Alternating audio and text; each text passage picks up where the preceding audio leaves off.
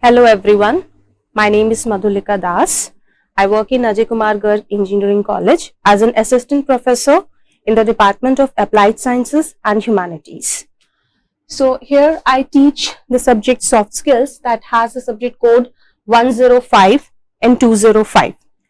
The topic that I am going to deal here is letter writing. So this letter writing is a very essential, important part when it comes to for business or personal correspondence. So whenever we need to communicate at different business levels for various purposes, so we need to just draft a letter in a very meticulous way. Okay, it should be devised in such a manner so as to no ambiguity is there, and it should be written in a clear and precise manner. So here we will see that what are the important things that are required. So few aspects in letter writing we'll see here, like the introduction, then how to structure a letter, then format of a letter, tips for effective letter writing, what are the official and business letters, types of letters, and some samples are given for few important types. Now, letter we see it's a form of written communication. Okay, so this letter is a part of technical communication, and when we communicate in a written manner, okay, where individuals compose messages on paper or electronically. So whether we write, we have it in a printed way, we type, or in a digital manner like emails. So it is written to convey information, express thoughts, feelings, or intentions. It often follows a structured format. Okay, so it follows a structured format including a salutation, body, and closing. So these are the important elements that are required in a letter, and these serves various purposes from personal correspondence to formal business communication. Now, letters can be broadly classified into formal and informal letters. So here we will basically see the formal letters. What are the formal letter writings? So they can be written for various purposes. It could be a letter of appreciation, complaint letters, request letters, sales letters, appointment related letters, inquiry letters, cover letters, or letter of transmittal. Okay, so cover letter is a type of letter like when we just apply for a job. So when we give our resume or CV, so it is always accompanied by a cover letter that contains what is the purpose of that document, that resume or CV, what all we have written in that. So this gives a brief account or an overview of what is written in a longer document. And this letter of transmittal is also a covering letter. Okay, so this letter of transmittal is also for a cover letter that tells the intent or the purpose of the longer or complex document that it is accompanying, like reports, proposals, thesis, research papers. They are when submitted, so they are always accompanied by a letter of transmittal that tells what those complex documents actually contain. Okay, so although with the advent of electronic media, the form of letter writing has changed, yet even today, formal letters form the essential medium of smooth functioning of any organization. So with the advent of technology, we see that emails have replaced the conventional form of letters. Okay, letters that we write with our hands or the printed form. Okay, they are now replaced by emails. Okay, yet the more because they are more emails are more time saving and economical, that's why they are usually preferred. Yet we can see that core organizational work is still preferred through printed letters. So printed letters, even though means conventional letters, even though they have become obsolete, and most of the times emails are used to for efficient and quick communication. Okay, yet when it comes to core organizational works, then the companies, they prefer the printed form of letters. So while seeing the structure of a letter should be written in a way to tell the purpose of a letter, what needs to be conveyed, who is the recipient, what action is required of the recipient, and how the recipient will react. Therefore, how to convey. Okay. So these questions should be answered. A letter should be written in a way that it gets the answer of why, what, to whom, and how of the entire letter. So this type of thorough planning will help the writer of a letter to get the desired result. That is, if one is applying for a job, the recipient is convinced. For example, if it is a complaint letter, the complaint is attended. If it is a suggestion, it should be given in a way that it is implemented. And if one wants a train ticket cancelled, it must be cancelled. If one wants to resolve an issue, it is resolved, and so on. So letter should be written in such a careful manner, okay, without any ambiguity, so that what is actually intended by the sender or the writer of the letter is actually received by him. Okay, so the expected outcome should be reached. Now here we next we will see the format of a formal letter. There are few essential elements that are highly required while writing a letter. Okay, so here we will see few essential parts or the elements that we need to just mention, because this gives the format or a set pattern to a letter. Okay, it cannot be written abruptly or ended up abruptly. So first part is the heading. Heading, we know that here we put the name and address of the sender. Okay, it always comes at the top, and this heading is also known as return address, because the receiver will come to know to whom to return, to whom to respond. Okay, so the response is given back to the sender. So here is the name and address of the sender, and mostly like in many organizations, this heading, this part is written in a letter pad as a letterhead. So it is mentioned in the center, the name of the person or the organization. Okay, so that is written in the center. So that is called letterhead. Otherwise, we need to mention it at first. Then comes the reference number. Now, this is not mandatory. It is written when it is required.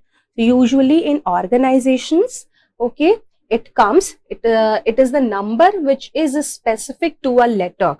So it is the number that shows some specific information regarding the letter. It helps in locating the letter at a later stage. So this number along with date makes it a very specific identity of a letter. For example, this RC/ACC/2022/58.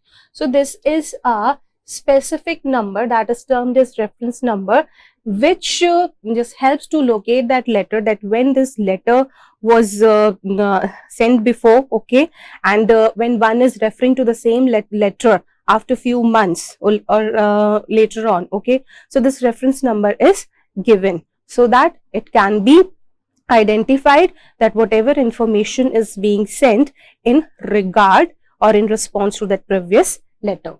Okay, then comes the date. So in the age of global businesses and multinational communications between companies, different formats of date writing are used. So we can see here different formats, okay, due to globalized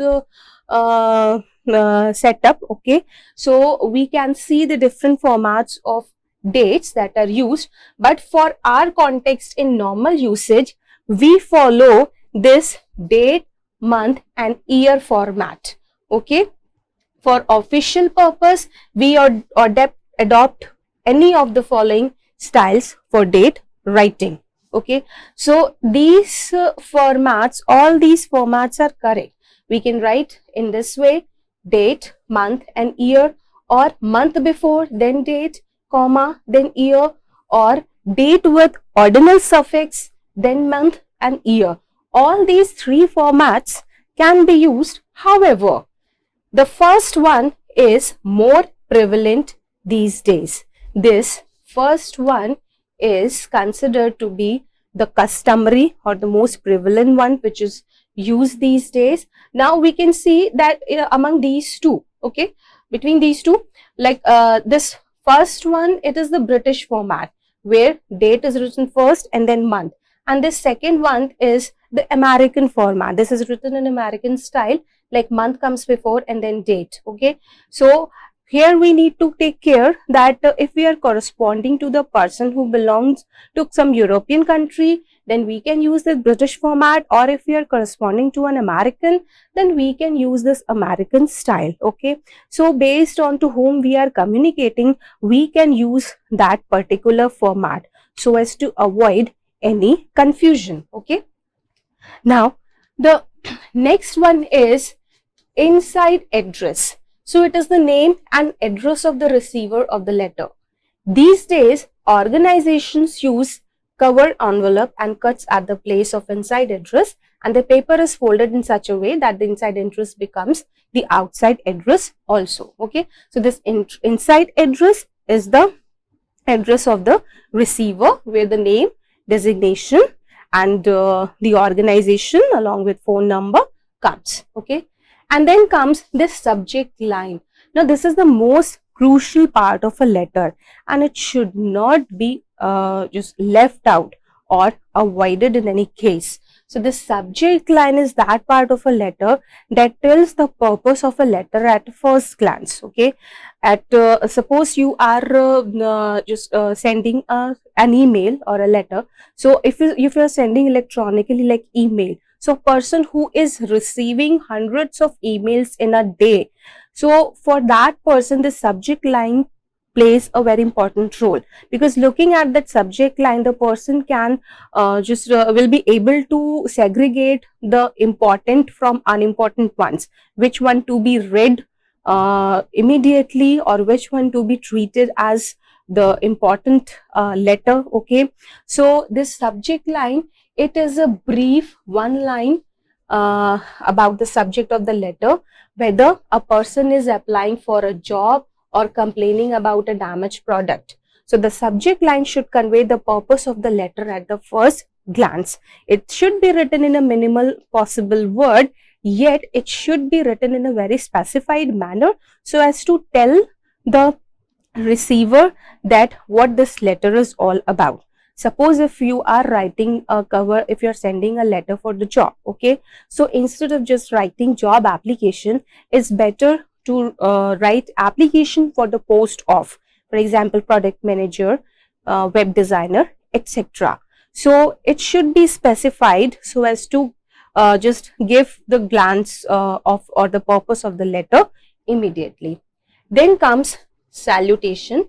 So commonly used sir or madam, okay, when there is no previous interaction. When you are writing to the person for the first time, you are not acquainted with the person, so it's better to write either sir or madam only, or respected sir or madam. Okay, so when we don't have previous interaction, then the sir or madam, and when there is previous interaction, okay, when you are acquainted of the person, then you can write dear sir or dear madam. So these days this use of dear is also customary. It's not like that it is far as the person is very friendly or frank. Okay, so this has become customary these days, and dear is also used. Now point to be noted that contracted form should be avoided. Okay, so the contracted form like ma'am, or like we write can't or I would, okay, or haven't. So we should avoid these contracted forms in formal letters. So usually whenever we are writing anything formally, whatever document, whatever piece of writing it is, just avoid the contracted forms.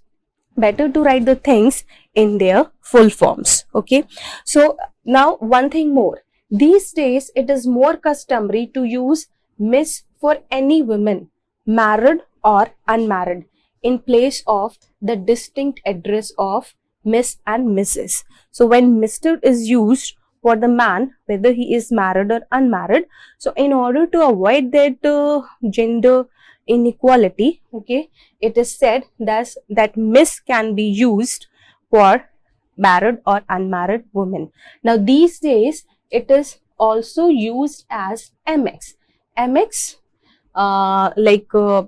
when the person doesn't want to just highlight this, if someone is male or female, like that, okay, so it can be used like this. Or if we don't know the person is male or female, so many times this is also used. Then comes the main portion of the letter, that is body of the letter. In fact, the body of any letter can be divided into 3 parts. Now, this is the main part, and this should be written in a very clear and concise manner, okay. So, the first part is introduction or opening para. So, whenever we are writing something, whether we have to produce it before the public, okay, we have to speak it, we have to present it. So, whenever we are writing or speaking anything, it should have a definite beginning, a middle and an end. It is always desirable. So, this opening para is the part where you write about the context or background of the letter and introduce the topic of correspondence. So, here you tell that why you are writing the letter, what is the purpose of your writing, and what is the background, what is the context behind this writing, okay. So, these things should be mentioned in the beginning. And then comes the body or the main para. So, this is the main part of the body where writer gives the details of the content to be conveyed, and this is also the part where writer has maximum choice to showcase his or her skill of writing, okay. So, here through letters, when basically when we are applying for a job, okay, so it is the first thing of yours or that comes from you that just gives an overview to the panelists or the recruiting committee members to know about your communication skills, okay. So, your good writing skill, your good communication skill is exhibited the kind of letter you present. Then the last part is conclusion or closing para. So, this is the section of the body where writer focuses on the action required from the recipient of the letter, whether you are writing a complaint letter or a cover letter for job, okay. So, this is the part where you just ask for or you just expect the desired result to come up, okay. So, we write like early reply, meeting in person, consider as a candidate, sanction the leave and approve the proposal and so forth. So, whatever we expected from the recipient, this part tells. Now, closing should be very effective to get the desired action done. Now, after that, complimentary close. This is the part where you just end up your letter. Now, we must just see like a salutation and complimentary close are related. If we are writing to a person in a most formal way, okay, like we have no previous interaction and it is in the most formal way that we are interacting, then salutation when we write sir or madam. In complimentary close also we write faithfully, obediently, truly, sincerely, okay. So, these tell that the letter is highly formal, and in semi-formal or less formal, in salutation we can use the name of the person like dear Mr. Jacob, okay. So, here when we know the person, when we know the name, we can write the name of the person, okay. Mostly we just write the title and the surname, okay. So when we know the person, then in complimentary clause also we can write sincerely or cordially, okay, or with appreciation. So these are some of the complimentary clause. So salutation and complimentary clause are related. So after closing para, the letter does not end abruptly. Rather, the phrases like yours sincerely, yours faithfully, yours truly are used before the signature slot. Salutation and complimentary clause, we see that they are related. If salutation has been at a more personal level, like Mr. Jacob, the complimentary clause will also be more personal, like truly or yours truly. Only the first letter of the first word is written capital.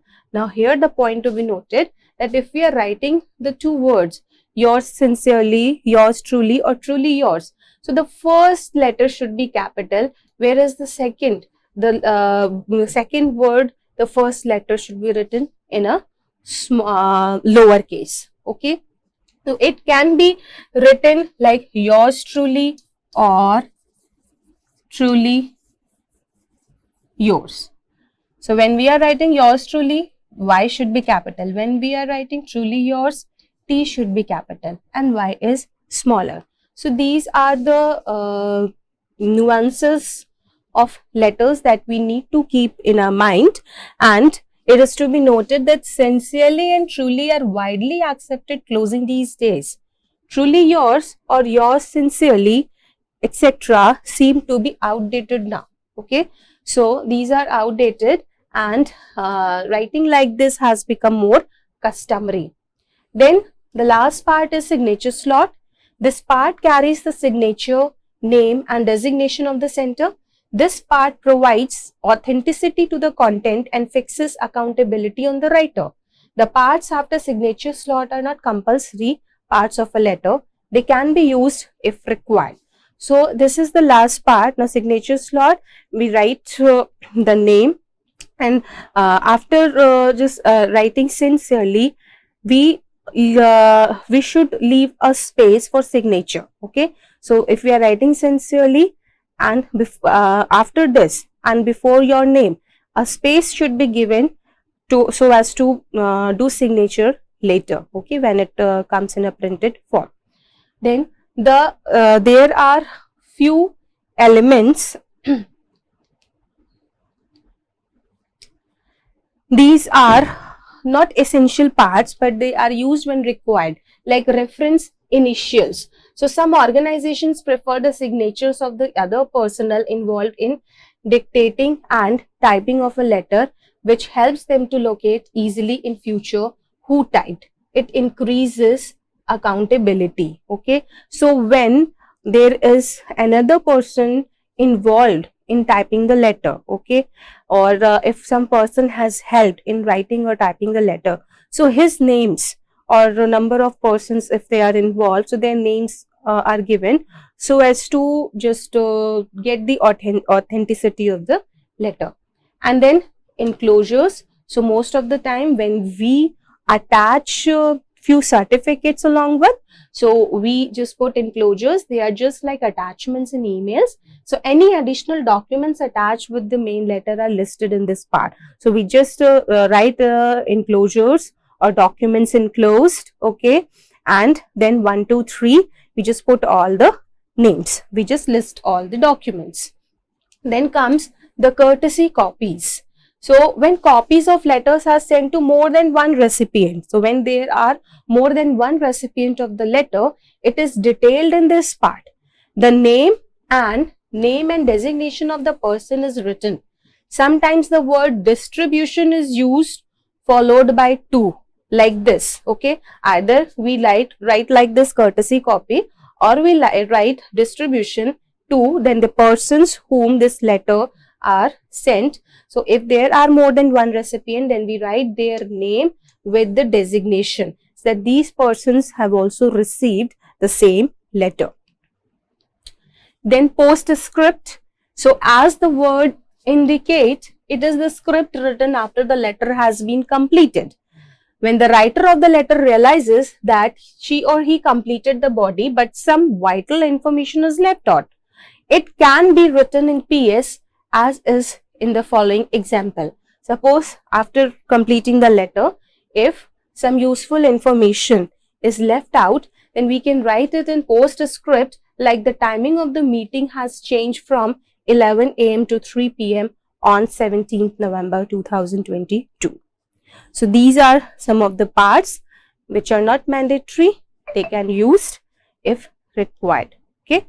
Then few tips for effective letter writing.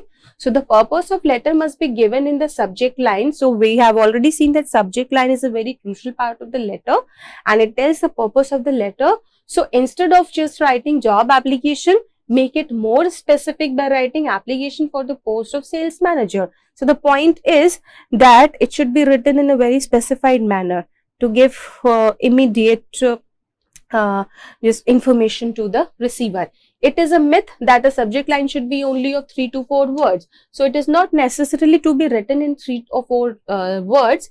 Rather, the criteria should be that purpose of letter is conveyed in minimum possible words. Okay.